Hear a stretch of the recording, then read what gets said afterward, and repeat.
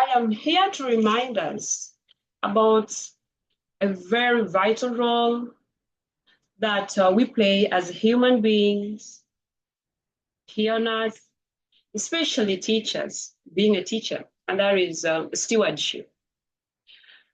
Growing up as an Adventist, every time when we would go to church, we would hear the concept stewardship being associated with the tithing. And this week, as I was reading Steward Leadership by Wilson, I realized that if we would approach life from Wilson's lens, then we will make our environment a very wonderful place to be.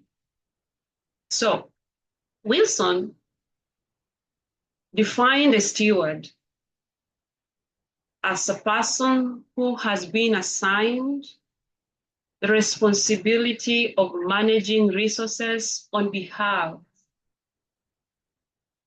of a master or managing these resources in the absence of a master. So a steward, first of all, must acknowledge that the managerial role that he or she plays is to serve a master. So knowing the existence of a master is key. When there is a master, you will then move to know what the master expects you to do. So this reading reminded me of the environment where I work, or where you work, or where teachers work. And I was thinking of leaders in educational institutions at different levels. You find that majority approach leadership from a perspective where they do not acknowledge, they do not recognize that they are working for a master. Actually, they don't even recognize that one day they'll be answerable. So I thought that a solution in our different environments, to problems in our different environments, is simple. As teachers, as leaders, we can approach our duties from the lens of Wilson, where we have to acknowledge that the resources that we are managing, the work that we are doing, we did not give it to ourselves. We are working for a certain force, and that force is the master, and that force is God. So recognizing that we are working for God will push us, will give us the zeal to know what our master or how our master wants us to work.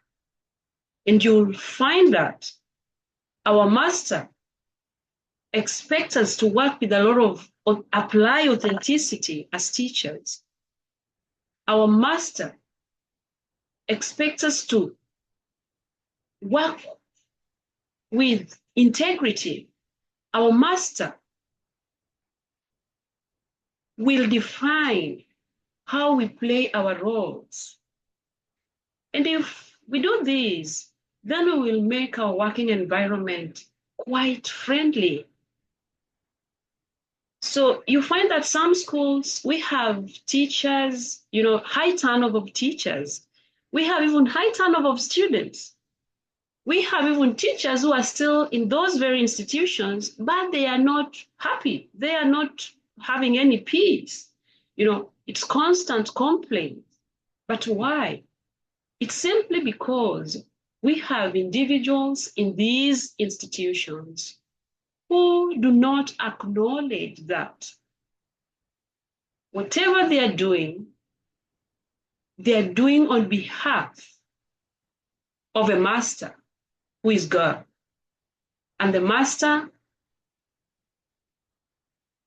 has the code of conduct. So our work as leaders, our work as teachers is simply finding out the code of conduct as given by the master and then applying them diligently.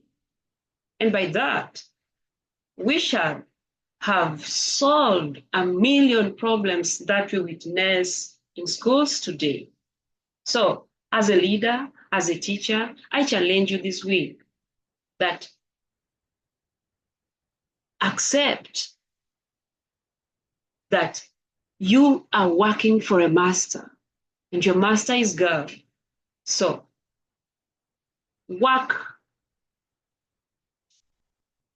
diligently, knowing that one day you will be answerable for your actions.